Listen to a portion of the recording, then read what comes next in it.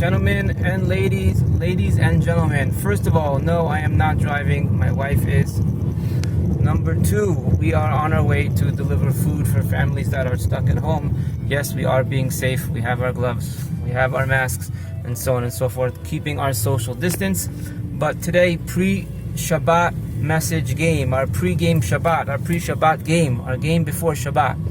We spoke this week about an interesting point which the Chovat Havavot discusses, which is that the more something is needed in life, the more God makes it available. So for example, air is the most necessary item that we need to survive. Hence, it's the most readily available. You don't have to dig for it, you don't have to buy it, you don't have to store it, it's everywhere. Water is next up in line, right? The world is made of majority water. Food, shelter, and so on and so forth. In short, the more something is available, the more something is needed, the more God makes it available. In the spiritual realm, the same is true. The more that we have access to it, the more that we need it. So what's the item? What is it in the spiritual realm that we have access to the most?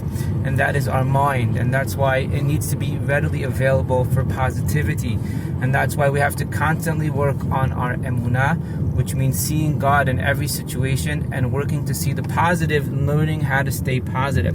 Another thing that, as we can tell from these interesting times, that are most readily available is our family. As we said when we first started, that this whole circumstance is teaching us something very interesting, which is when we're in a time of need, we go back to our core. What's our core?